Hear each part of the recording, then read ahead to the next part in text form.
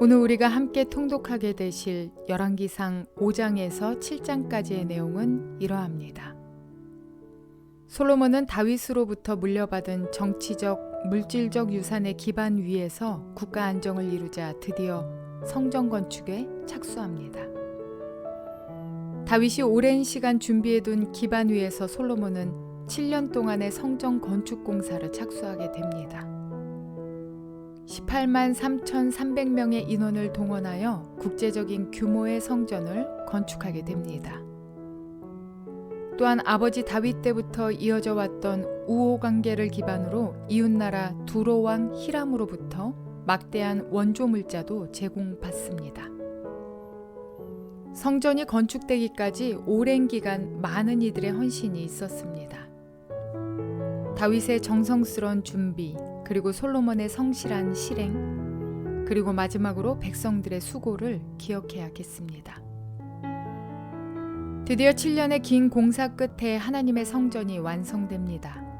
이 성전이 세워짐으로 말미암아 시온성, 곧 예루살렘 성은 이스라엘의 정치적 수도일 뿐 아니라 종교적인 성지로서 온 백성의 중심 도시가 됩니다.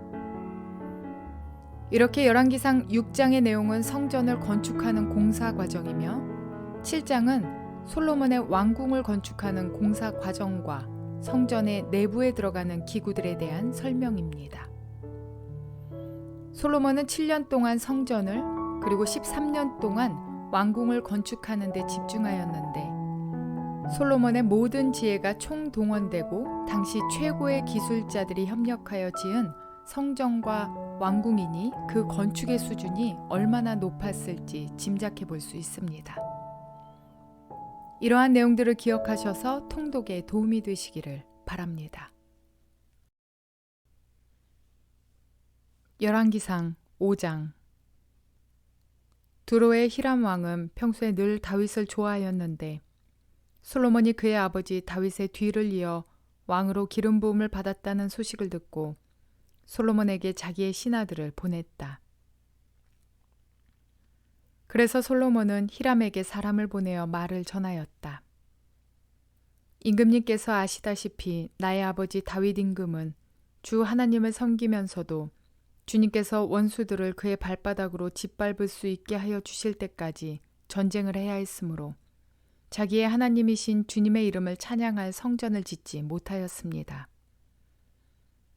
그런데 이제는 주 나의 하나님께서 내가 다스리는 지역 온 사방에 안정을 주셔서 아무런 적대자도 없고 불상사가 일어날 일도 없습니다. 이제 나는 주님께서 나의 아버지 다윗 임금에게 내가 네 왕위에 너를 대신하여 오르게 할 네 아들이 내 이름을 기릴 성전을 지을 것이다 하고 말씀하신 대로 주 나의 하나님의 이름을 기릴 성전을 지으려고 합니다. 그러므로 이제 명령을 내리셔서 성전 건축에 쓸 레바논의 백향목을 베어서 주시기 바랍니다. 나의 종들이 임금님의 종들과 함께 일을 할 것이고 임금님의 종들에게 줄 품삯은 임금님께서 정하시는 대로 지불하겠습니다. 임금님께서도 잘 아시다시피 우리 쪽에는 시돈 사람처럼 벌목에 능숙한 사람이 없습니다. 히람이 솔로몬의 말을 전하여 듣고 크게 기뻐하면서 이렇게 말하였다. 오늘 다윗에게 이 큰 백성을 다스릴 지혜로운 아들을 주신 주님께 찬양을 드리자. 그리고 히람은 솔로몬에게 회신을 보내어서 이렇게 말하였다. 임금님께서 나에게 보내주신 정갈은 잘 들었습니다. 백향목뿐만 아니라 잣나무도 원하시는 대로 드리겠습니다. 나의 종들이 레바논에서부터 바다에까지 나무를 운반하고 바다의 뗏목으로 띄워서 임금님께서 나에게 말씀하신 곳까지 보내고 그곳에서 그 나무를 풀어놓을 것입니다. 그러면 임금님께서는 끌어올리기만 하시면 됩니다. 그리고 그 값으로 내가 바라는 것은 나의 왕실에서 쓸 먹거리를 제공하여 주시는 것입니다. 이렇게 하여서 히람은 백향목 제목과 잣나무 제목을 솔로몬이 원하는 대로 다 보내주었다. 솔로몬은 히람에게 왕실에서 쓸 먹거리로 밀 2만 섬과 짜낸 기름 20섬을 보내주었다. 솔로몬은 해마다 히람에게 이렇게 하였다. 주님께서는 약속하신 그 말씀대로 솔로몬에게 지혜를 주셔서 히람과 솔로몬 사이에는 평화가 있었다. 그리고 그 둘은 조약도 맺었다. 솔로몬 왕은 이스라엘 전국에서 노무자를 불러 모았는데 그 수는 3만 명이나 되었다. 그는 그들을 한 달에 10,000명씩 번갈아 레바논으로 보내어 한 달은 레바논에서 일을 하게 하고 2달은 본국에서 일을 하게 하였다. 노역부의 책임자는 아도니람이었다. 솔로몬에게는 짐을 운반하는 사람이 7만 명이 있었고 산에서 채석하는 사람이 8만 명이 있었다. 그 밖에 작업을 감독하는 솔로몬의 관리 가운데는 책임자만 해도 3,300명이 있었다. 그들은 공사장에서 노동하는 사람을 통솔하였다. 왕은 명령을 내려서 다듬은 돌로 성전의 기초를 놓으려고 크고 값진 돌을 채석하게 하였다. 그리하여 솔로몬의 건축자들과 히람의 건축자들과 그발 사람들은 돌을 다듬었고 성전을 건축하는 데 쓸 목재와 석재를 준비하였다. 열왕기상 6장. 이스라엘 자손이 이집트 땅에서 나온 지 480년, 솔로몬이 이스라엘의 왕이 된 지 4년째 되는 해 15월 곧 둘째 달에 솔로몬은 주님의 성전을 짓기 시작하였다. 솔로몬 왕이 주님께 지어 바친 성전은 길이가 60자이고 너비가 20자이고 높이가 30자이다. 성전의 본당 앞에 있는 현관은 그 길이가 20자로서 그 본당의 너비와 똑같고 그 너비는 성전 본당 밖으로 10자를 더 달아냈다. 그리고 그는 성전 벽에다가 북박이 창을 만들었는데 바깥쪽을 안쪽보다 좁게 만들었다. 그리고 그 사방에 골방을 만들었다. 성전의 벽, 곧 본당 양옆과 뒤로는 쭉 돌아가면서 3층으로 다락을 만들었다. 아래층에 있는 다락은 그 너비가 5자이고 가운데 층에 있는 다락은 그 너비가 6자이고 3층에 있는 다락은 그 너비가 7자이다. 이것은 성전 바깥으로 돌아가면서 턱을 내어서 골방의 석가래가 성전의 벽에 박히지 않게 하였다. 돌은 채석장에서 잘 다듬어낸 것을 썼으므로 막상 성전을 지을 때에는 망치나 정 등 쇠로 만든 어떠한 연장 소리도 성전에서는 전혀 들리지 않았다. 가운데 층에 있는 골방으로 들어가는 문은 성전의 남쪽 측면에 있으며 나사 모양의 층계를 따라서 가운데 층으로 올라가게 하였다. 또 가운데 층에서부터 3층까지도 나사 모양의 층계를 따라서 올라가게 하였다. 이렇게 해서 그는 성전 짓기를 완성하였다. 성전의 천장은 백향목 석가래와 널빤지로 덮었다. 또한 성전 전체에다가 돌아가면서 높이가 저마다 5자씩 되는 다락을 지었는데 백향목 들보로 성전에 연결하였다. 주님께서 솔로몬에게 말씀하셨다.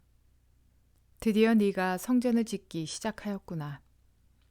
네가 내 법도와 율례를 따르고 또 나의 계명에 순종하여 그대로 그것을 지키면 내가 네 아버지 다윗에게 약속한 바를 네게서 이루겠다. 또한 나는 이스라엘 자손과 더불어 그들 가운데서 함께 살겠고 내 백성 이스라엘을 결코 버리지 않겠다. 솔로몬이 성전 짓기를 마쳤다. 성전의 안쪽 벽에는 바닥에서 천장에 닿기까지 벽 전체에 백향목 널빤지를 입히고 성전의 바닥에는 잣나무 널빤지를 깔았다.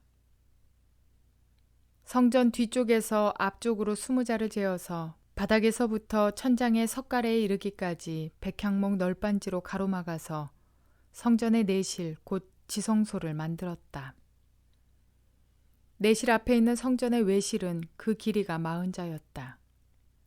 성전 안쪽 벽에 입힌 백향목에는 호리병 모양 박과 활짝 핀 꽃 모양을 새겼는데 전체가 백향목이라서 석재는 하나도 보이지 않았다.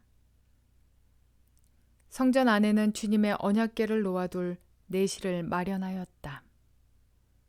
성전의 내실 곧 지성소는 길이가 20자, 너비가 20자, 높이가 20자이고 순금으로 입혔으며 백향목 제단에도 순금으로 입혔다.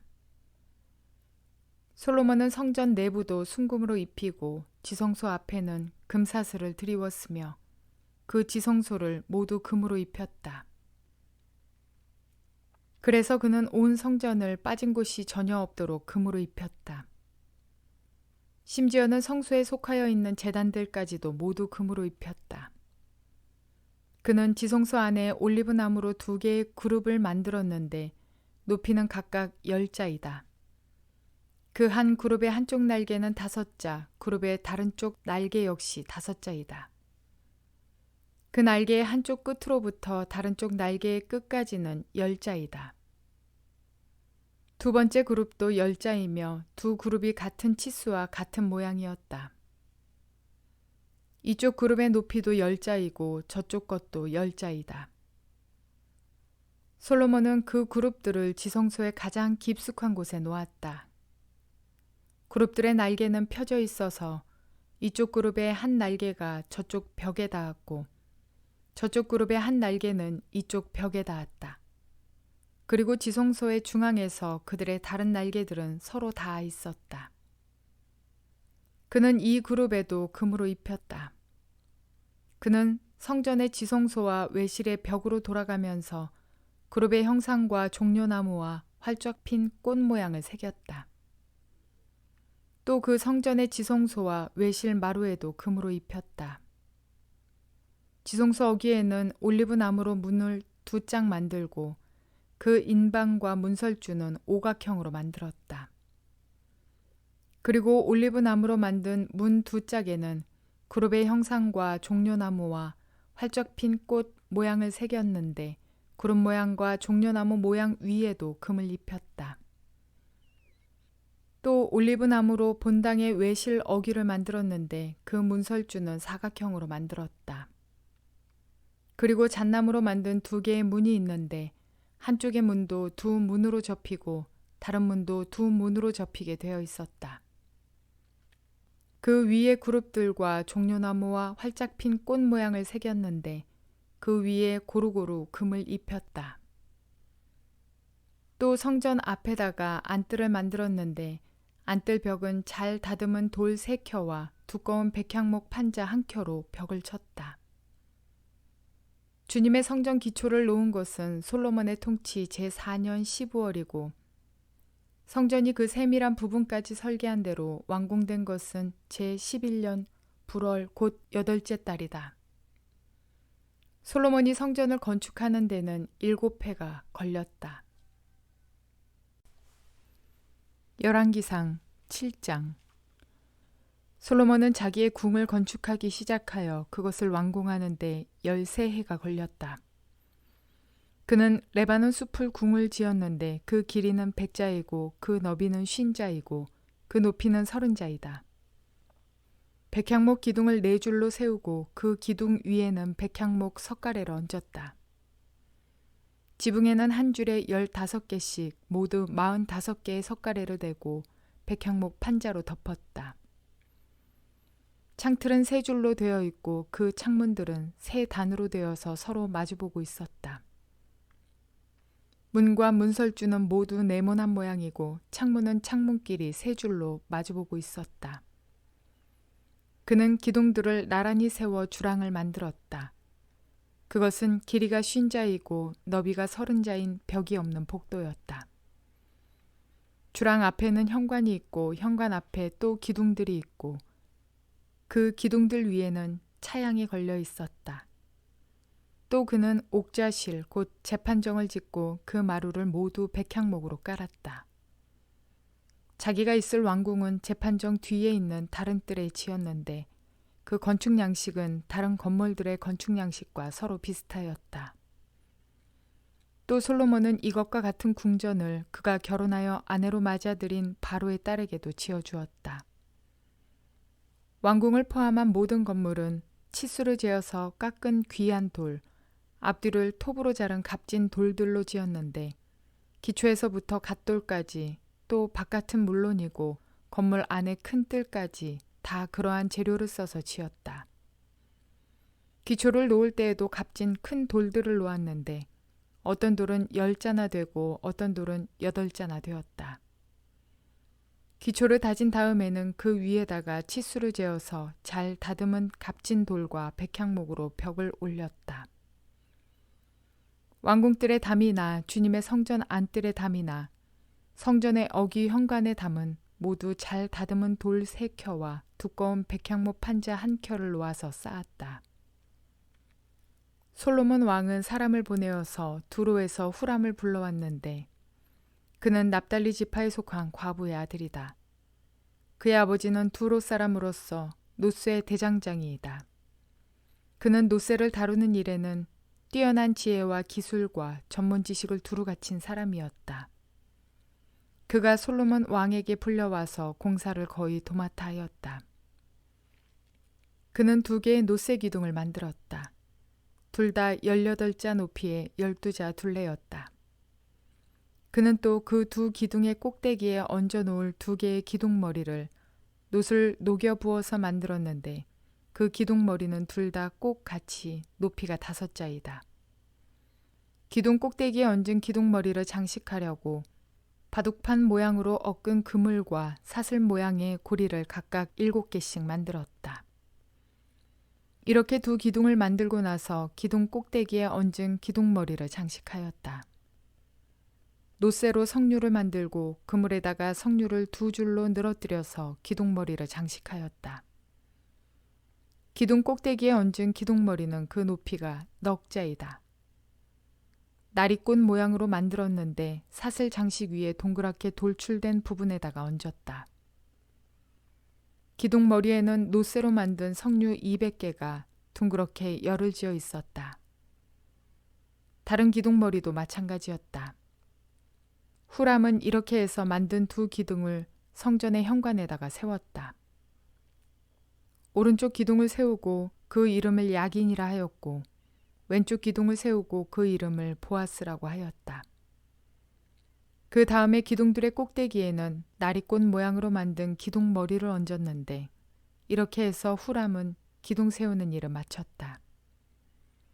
그 다음에 후람은 노쇠를 부어서 바다 모양 물통을 만들었는데 그 바다 모양 물통은 지름이 10자, 높이가 5자, 둘레가 30자이고 둥근 모양을 한 물통이었다.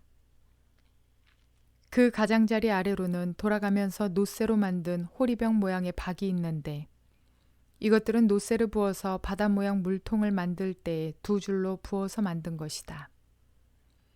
또한 12마리의 노쇠 황소가 바다 모양 물통을 떠받치고 있는데 3마리는 북쪽을 바라보고 3마리는 서쪽을 바라보고 3마리는 남쪽을 바라보고 3마리는 동쪽을 바라보고 서 있었고 등으로 바다 모형을 떠받치고 있었다. 황소는 모두 엉덩이를 안쪽으로 향하고 있었다. 그 노쇠로 된 바다 모양 물통의 두께는 손 너비만하다. 그 테두리는 나리꽃 봉우리 모양으로 자네 테두리처럼 둥글게 만들었다. 그 용량은 물을 2,000말 정도 담을 수 있는 것이었다. 그는 또 놋으로 받침대를 10개 만들었는데 받침대마다 길이가 넉자, 너비가 넉자, 높이가 석자였다. 그 노쇠로 된 바다 모양 물통의 두께는 손 너비만하다. 그 테두리는 나리꽃 봉우리 모양으로 자네 테두리처럼 둥글게 만들었다. 그 용량은 물을 2,000말 정도 담을 수 있는 것이었다. 그는 또 놋으로 받침대를 10개 만들었는데 받침대마다 길이가 넉자, 너비가 넉자, 높이가 석자이다. 받침대의 구조는 다음과 같다. 받침대는 판자 테두리를 가지고 있고 그 테두리는 틀 사이에 끼어 있었다. 틀 사이에 낀 판자 테두리 위에다가는 사자와 소와 그룹을 그려 넣었다. 사자와 소의 위아래로는 화환 무늬를 새겨 넣었다. 그리고 각 받침대에는 4개의 놋새 바퀴와 놋새 축과 4개의 다리를 달았다. 그 4개의 다리는 놋새 대야 아래에서 어깨 모양의 받침 두리를 괴고 있었다. 그 그 받침두리들은 화환 무늬의 맞은 쪽에서 녹여 부어서 만든 것이었다. 그 아가리는 받침두리 안에서 위로 한 자, 높이로 솟아나와 있었는데 그 아가리는 지름이 한 자 반으로 둥글게 받침두리와 같은 모양으로 되어 있고 그 아가리에는 돌아가면서 새긴 것이 있었다. 그러나 그 테두리 판자들은 네모지고 둥글지 않았다. 그 테두리 판자의 아래에는 4개의 바퀴를 달고 바퀴의 축은 받침대 안에다 넣었다. 바퀴 하나의 높이는 한 자 반이었다. 그 바퀴의 구조는 말이 끄는 전차 바퀴의 구조와 같았다. 바퀴의 축과 테두리와 바퀴 살과 그 축의 통은 모두 노쇠를 녹여 부어서 만든 것이었다. 그리고 받침대의 4 귀퉁이에는 어깨 모양의 받침두리가 4개 붙어 있는데 그 받침대에서 받침두리가 잇따라 나와 있었다. 받침대 꼭대기에는 반자 높이의 테두리가 둥글게 둘려 있고 또 받침대의 아래에는 바퀴 축인 버팀대와 테두리 판자들이 연결되어 있었다. 바퀴 축인 버팀대 판자와 테두리 판자 위의 빈 곳에는 그룹과 사자우와 종려나무로 활짝 핀 꽃 모양과 함께 새겼다. 그는 이러한 방식으로 받침대 10개를 만들었는데 모두가 같은 치수와 같은 양식으로 일일이 부어서 만들었다. 또 그는 노쇠로 대야 10개를 만들었다. 대야마다 물을 40말씩 담을 수 있었다. 대야들의 지름은 넉자이다. 받침대 10개에는 모두 대야 하나씩을 달았다. 받침대 5개는 성전의 오른쪽에 5개는 성전의 왼쪽에 놓았고 바다 모양 물통은 성전 오른쪽의 동남쪽 모퉁이에 놓았다. 후람은 또 솥과 부삽과 피 뿌리는 대접을 만들었다. 이렇게 후람은 솔로몬 왕이 주님의 성전에다가 해놓으라고 시킨 모든 일을 마쳤다.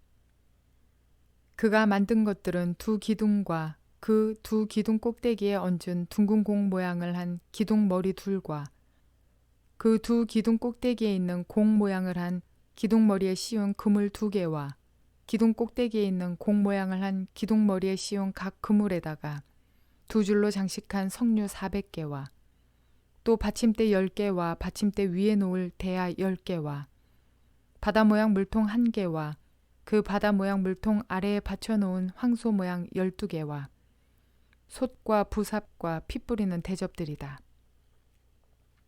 후람이 솔로몬 왕을 도와서 만든 주님의 성전의 이 모든 기구는 모두 광택나는 노쇠로 만든 것이다.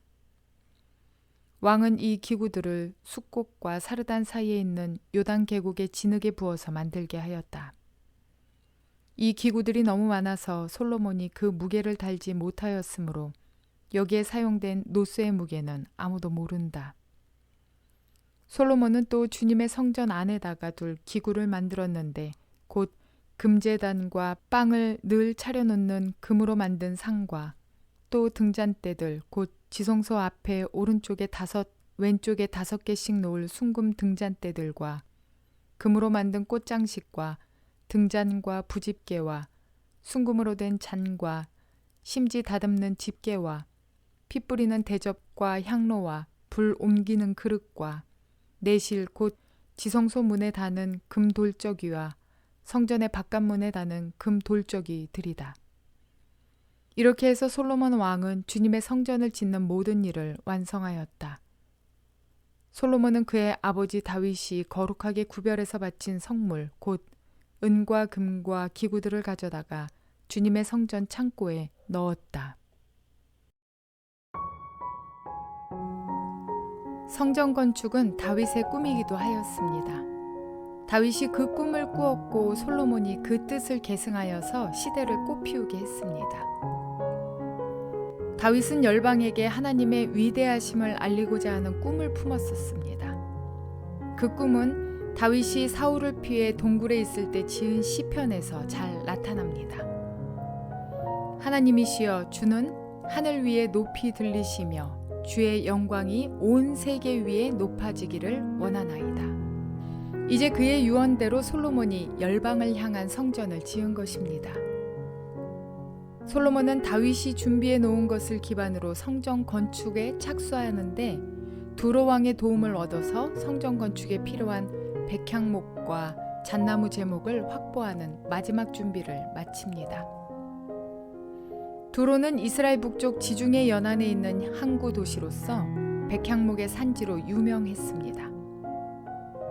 두로 왕 히람은 다윗이 왕이 되었을 때 왕궁 건축을 위해 백향목을 보냈고 이후 양국은 우호적인 관계를 유지해 왔습니다.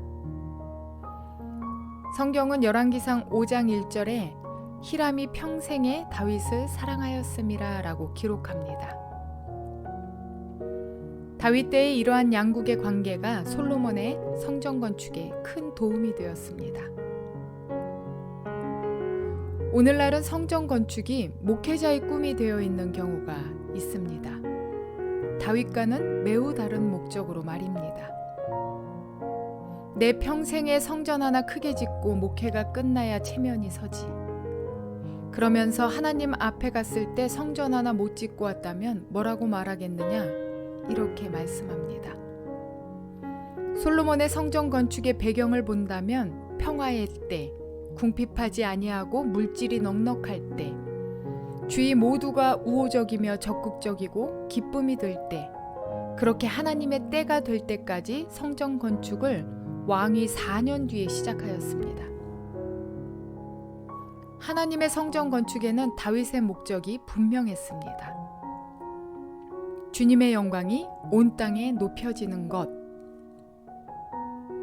오늘날 우리가 꿀 꿈은 나의 몸된 성전이 거룩하여서 하나님의 영광이 드러나는 것, 이것에 있어야 합니다.